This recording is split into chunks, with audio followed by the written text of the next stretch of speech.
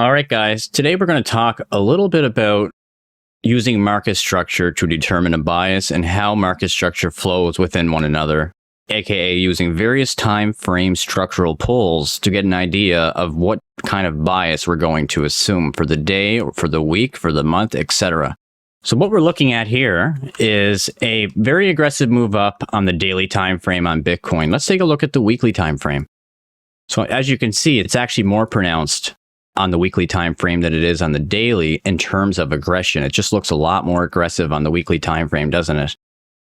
So if we were to take our market structure using what we already know, from starting from a point such as down here or even right here, we could be able to draw a path tool leading towards the upside, which is a very good idea. So let's do that. Let's go from here. We went up. We have more than 2 black candles. Okay, cool. We're going to go down. That's a higher low. Not really a great higher high, but it's still a higher high nonetheless. And at the very bottom here, you can see there was 2 black candles in a row. So that does constitute a higher low. Here and here. That's also a higher high and a higher low. And then price went straight up here with a very aggressive higher high. So we can see that we can actually mark in every one of these break of structures if you'd like to. It's good practice, and I suggest doing so until you see it. But even the best of us that have been doing this for a very long time, if you're zoomed out too far, you can mark something like this in from left to right as a break in structure, as we talked about in a previous lesson. But at the same time, by doing so, it may actually not be a break in structure. Like if I was zoomed out far enough like this, it may not look like a break, or I might mark that as an SFP. So I always advise, if you have the opportunity, to zoom in just to verify that and to draw the break of structure line over it just to verify it really is a break in structure. So we just did that. That's just a little side lesson.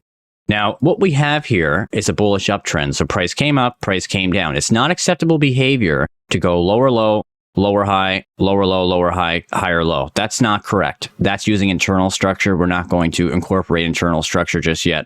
We're just trying to figure out how to use market structure to give us a bias. Now, quite clearly, because structure is so bullish and because we're seeing an increase between the break of structure lines, if we were to actually measure here with our measuring tool, and if you go over to the left-hand side, you can look at the price range tool. I'm going to use the price range tool, and I'm actually going to check to see how much this actually increased. So between here and here was approximately 1.75%. Between this break of structure line to the next higher high is 21.67. So you definitely see an increase. And between here and here would be 73.19%. And between here and here so far is already 39%. Now there is a difference here. So this was the peak, as we can see. So what this could indicate, if this doesn't just blast off to the moon, as they say, we could be topping out very soon, right? Because you're seeing a difference in the increase. So that's how we get a bias using market structures, not only using this tool here, but the overall trend, right? So we're able to see what makes sense and what doesn't make sense from a market structure standpoint. And it would make sense to top out soon based on these numbers alone if it continues on like this. So let's actually follow it through and see what happens. So price made a higher high, price possibly made a higher low. But using what we know that it's possible that price can still come all the way down to here, make a deeper retracement while maintaining that bullish structural pull. Now, of course, there were trades on lower time frames within this box here. However, we're not too concerned with that right now. This is just the basics, right? So in terms of what we have a very solid uptrend. Let's see how this progresses. All right, so price decided to make a higher high. Notice how we are seeing signs of pullback already. When you have a sign of a pullback upon making a higher high with 2 black candles in a row, it's not a for sure sign that a higher high has been put in, but it's a pretty dang good one, right? So we're going to assume at this point in time that there's a high possibility that this is the next higher high. And if that is the case, based on what we see so far, we can tell that it's only a 6% increase. So if we draw that break of structure line over, it's only a 6% increase, which is usually a good sign that a distribution could be in the making here, the decrease in percentages, okay? And we're looking from the bottom up, right? You can definitely see the decrease here. All right, so let's take a look and see how this progresses. So price so far made a higher low. We're going to pull it down to here, and we have to wait for the next line to be touched, obviously. So there you have it. Price came up and made a higher high. Let's measure the next increase. So now we have a 4.77% increase, which is notably less than 6%, which is less than 39% and less than 73%. So what this is telling me right off the bat is, hey, whoa, this could very well be a very nice topping point. And later on, when we talk about distribution schematics and what have you, this will make a lot more sense to you guys. But for now, we're just playing this based on market structure only, and how we can look at structure to determine a bias. All right, so that's all fine and dandy. Let's wait to see what happens here in terms of a break in structure, because we still haven't taken this line. But now we have equal lows. Okay, we do have equal lows. So we're waiting for these lows to be taken out with a candle body close. And if we get that, then that is a daily shift in market structure. And then a lower high would be expectational order flow, because then you would have this uptrend that looks something like this, where the uptrend transitions. And when you have that transition in structure, you would expect a lower high and a lower low, at least once. So in this case here, we haven't really seen that yet. Let's play it through. So now you have that bearish break in structure. We can draw that line over now. So we have a bearish break in market structure. Now, structure would flip from local bullish to local bearish. We'll use red to indicate that. Now, obviously, the lower high is not confirmed until you touch the next lower low. And price seems to be making a notable retrace. So as of now, technically speaking, you broke structure. So structure has continued on with its bearish pull. So this is the daily time frame. Notice how I didn't switch time frames at all during the beginning part of this lesson. That is important. It's important that you do not follow my mistake here. I do not want you guys to be stuck on one time frame when you're drawing your market structure in, or you will have a very bad time doing this. The way that you have to think of it, we're going to go up, and I call this the drawing board. We're going to go up to the drawing board, and we're going to take a look at how we can possibly look at structure across various time frames in conjunction with one another and how they lead into one another. Now, I don't want you guys to pay attention to the price. That's besides the point here. It doesn't mean anything. We're just looking at the overall shift in structure here. So if price is pumping up, then what we see is a transition of structure. It's inevitable. It always happens. There's no way an uptrend or a downtrend is sustainable on its own. So when you have that transition in structure, you will be making a continuation pattern or a continuation play towards the downside because you had that shift. But the question remains, how far down does it really have to go? How would you know that? Is there a chance that this could be, say, the 4-hour time frame, whereas each higher high and each higher low is simply just 4-hour market structure? Absolutely, right? So if that's the case, and it's only 4-hour market structure, then what's the 12-hour? What's the daily saying? Perhaps the daily or the 12-hour pull actually looks something like this, where price made a higher high and a higher low, and a higher high is to be expected.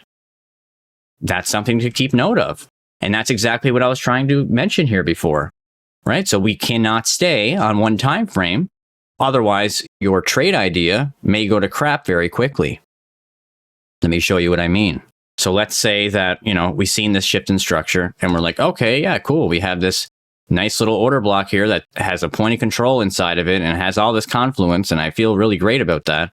And you decide to go with your short position. And you're like, you know what? I trust that order block for whatever reason. I just trust it. And I'm going to take it all the way down to here.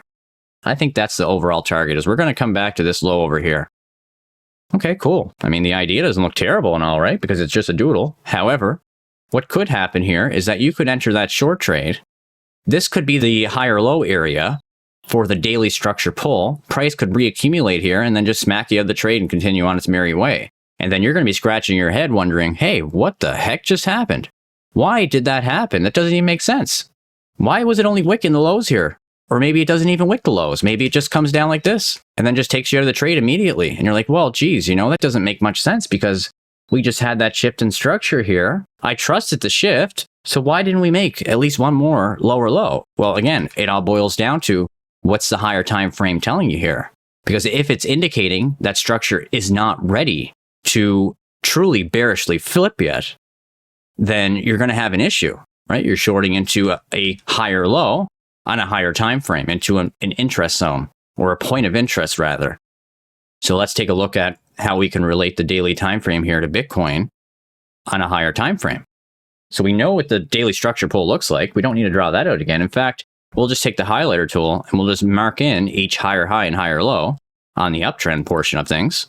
And then we'll switch color on the downtrend portion. Look, lower low, lower high. And so far, this is what we have as a lower low, but we don't quite know if that's where price is going to land or bottom out. All right, so let's take a look at the weekly. Okay, so we're going to leave our daily structural points on here, but what we're going to do is we're going to hide them just for a second so we can draw this structure pull in. So we'll call this our daily structure points. And you can absolutely label these if it makes your life a lot easier. I find a lot of people would prefer to label them. It helps them out as beginners when it comes to market structure. That way you can just hide things and go back and forth whenever you choose so, right? So in this case here, according to the weekly structure pull, using what we know in terms of what's allowed and what's not allowed, or what constitutes proper structure, then technically this is a higher high. You have more than 2 black candles that trade lower here, so that's a higher low. Then you have a higher high, a higher low, and then once again a higher high. And that's it. Very, very simple, isn't it? We're going to use blue because that's uptrend. And now we have a break in market structure, but it's only one break. Right? It's only one break up here. You have one more break obviously down here. But the point is you had multiple breaks up there on the daily. In fact, if we draw those daily structure points back on the chart here, you can clearly see that this was a higher high and a higher high and a higher high. And you had a bearish shift in structure actually from here to here and from here to here. So that's something that looks a lot different, right? So the question remains, how significant are these red dots in the grander scheme of things? I would say not super significant from a macro picture, no. But obviously from a scalping perspective, it really is significant because you would need to know the daily structure pull in order to determine a lower time frame trade idea. So in this case here, what this is showing me very clearly is that price can come all the way back down.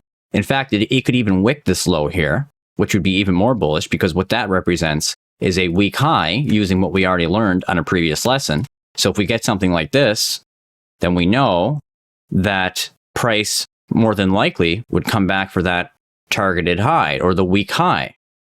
Otherwise, it makes sense to maintain this bullish structure pull because it is in an aggressive uptrend, at least until signs of distribution have been presented, which they have not on the weekly time frame. So that's something to note. All right, let's see how this plays out. Let's go back to the daily. We're going to leave our higher low in here because this is, in theory, a protected low. It made a significant high.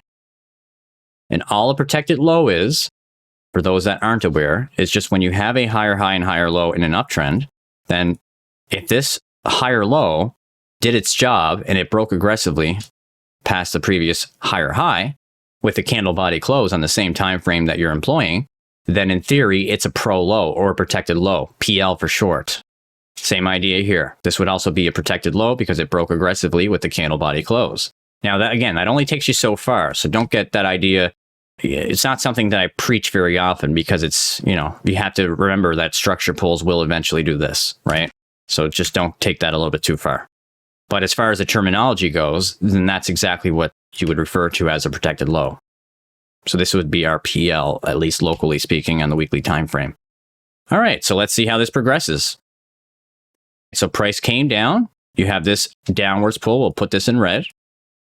So we have this lower low, lower high, and then a lower low. So this was obviously supposed to be down here, this red dot here, right? Indicating the lower low. We didn't know that at the time because we didn't see the pullback. There was no pullback.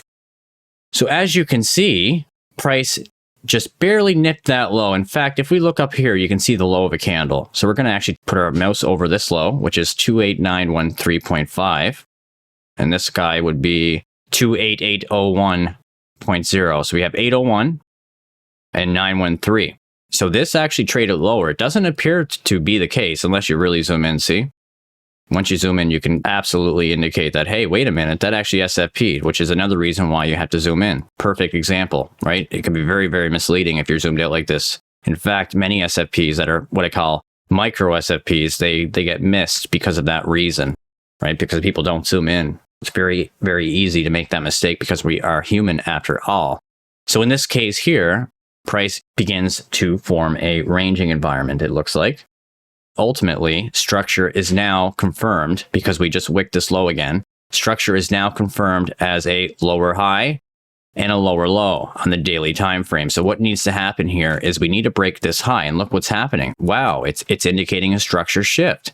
So how we confirm a weak targeted high is by waiting for a structure shift. Okay, so now that we're seeing a structure shift, this would now indicate to me that the weekly structure is in control here.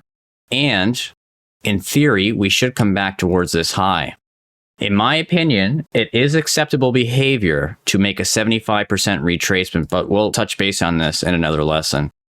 So in this case here, price ultimately makes its way back up towards that high. And of course, what I'm showing you guys can be employed on any time frame. Does not matter the time frame, right? So you could be using 1 hour and 5 minute market structure. Heck, you could be using 5 minute and comparing it to the 1 minute market structure. The idea remains the same. There's nothing that can't be done on the 1 minute time frame, or the 30-second time frame, or the 15-second time frame. So in this case here, price came up and it did what? It wicked the high.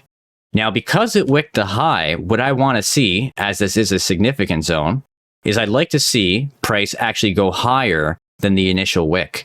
If it had have closed initially like this, right above that line, then that would have been a break of structure. Although a very weak break of structure, it was still a break in market structure in that doodle that I just drawn. But of course, this is not, right? That's a wick. So the way that I see this is that, oh, wow, this is a significant level. We wicked it once. Because we wicked it once, I need to see it close above. So I draw my trend line from left to right over. Now, that's another wick. We have another wick here. So it does not count as a break. So now, for a break in structure, I need to see this guy broken. I don't use this rule every time. I use this rule when it's a significant higher time frame structural point, such as, obviously, the previous all-time high, right? So in this case here, I will be watching for this because otherwise it shows me signs of distribution.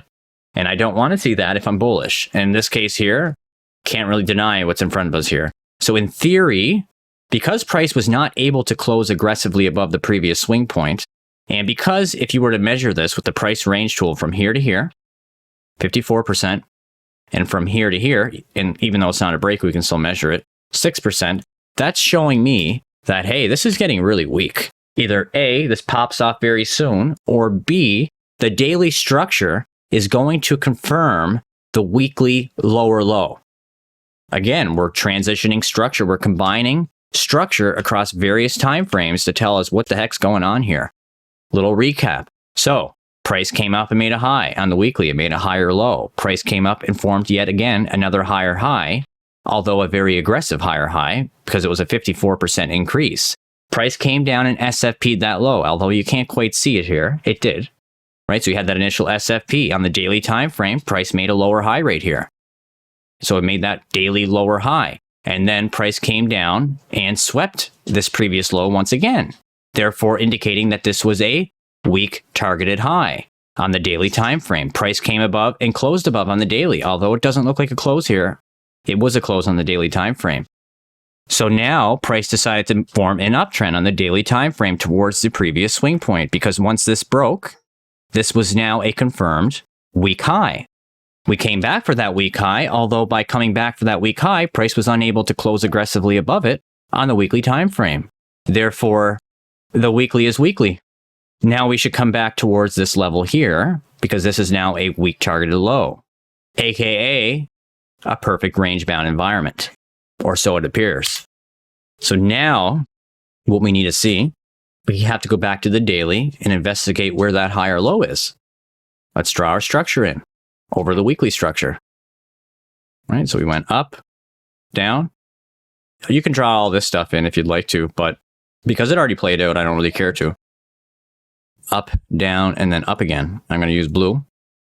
So now I know that the next higher low breaks officially under this line here. So if we break the higher low, then what that tells me is that more than likely we are ready for a shift in structure. And this was actually weekly SFP, despite actually closing here on the daily time frame with a candle body close. It was a weekly SFP, and the weekly overrules the daily. Remember that. Okay, the higher time frame always overrules the lower time frame when you're playing SFPs. That's the name of the game. As long as it works with the 2 candle trick, your structural points, perfectly okay. You can't look at that and say, oh, that's an aggressive close. It's really not. It's not aggressive anyhow. So now we wait to see if price breaks that higher low. Oh, look at that. It just broke that higher low. Not very aggressive of a break, but that's enough for me to say, okay, now I know that X marks the spot, and we should, in theory, continue on with the new structure pull on the weekly time frame. So let's see how that plays out. Let's go back to the weekly. We don't really need the daily structure pull anymore because that's just noise on our chart. And now we have a targeted level. We're going to mark in our targeted level. See how this plays out. So price comes down. It's not going to come down in one shot. It's going to produce ranges. It's going to produce miniature accumulations. It's going to trap traders into thinking they nailed the next higher low in the weekly time frame, et cetera, right? That's how liquidity is engineered. So in this case here, price ultimately did not break that higher low. It produced a wick. Once again, another wick. So what that could indicate right then and there is that, oh, wait a minute, could this be another week high? It could. It could. But what needs to happen first? You need to have something to confirm that. Otherwise, why use it, right? So in this case here on the daily, let's take a look at the daily structure. And I'm not going to go the whole way up again. It's kind of silly to do that now. I'm going to look from somewheres local, such as here. So price went down on the daily. Price made a lower high in the daily. By the time it touched this low again, it was way over here. So we know that as of now, we got a long ways to go before we can actually shift proper daily market structure. Unless you're talking about internal structure, which would be about right here, I wouldn't trust that to confirm a week high or week low. It's a riskier way of doing it. It's possible, but it's riskier. And we'll touch base on that later on. But in terms of what we see, we have a very far away. Let's measure that up. So now, oh yeah, look at that. $18,000 would have to be the move plus that actually. So maybe like 19K before we get a structure change here. So price came down and ultimately unconfirmed that weekly structure pull very quickly, didn't it? So obviously the bearish structure pull prevailed in this case here. And you have that weekly shift in market structure. And if we cancel the replay to see where we are today, as you can see, there was a shift in structure, but price went down first, came down again. But look what happened near that low. Measure the distance, right? So we have this. We can wipe all these highs. We don't need those highs anymore, but we can leave our structure pull the way it is. So at first you had that bullish uptrend. We went up, down, up, SFP. This became a weak high. Price came up to here. You SFP that high. This became a weak low. Price came down very aggressively, making that lower low. Price came up, made that lower high, and then another lower low. So if we measure it from here to the next low, you had a 38.62% move down, whereas from here to here was only 11.56%. So again, this number is less than that number, which was another key indication that, hey, wait a minute now, this could be turning around here once again, right? And eventually you have made that transition. Your price came up and made a higher high. The official break would have been right here, technically speaking, from this candle over, because if you look closely here, this was a weak level, right? You SFP the initial high, right? So you have to make sure you watch that. In that case, it didn't really matter because it was all in one candle anyways when it broke. So now we have a new uptrend on the weekly time frame officially, right? So that's something to note. Obviously, now you would have to pay attention to the daily time frame if you wanted to make an analysis. In this case here, you could say, okay, you know what? If we lose this guy in the daily time frame, that's not very good for me because you could draw on your swing structure or your weekly structure from here, here, here. Go back to the weekly and look again. Does that make sense? Yes, it does, because price went up, price went down, price went up again. But again, that's one way of determining a bias. We will pick up on this in a later lesson.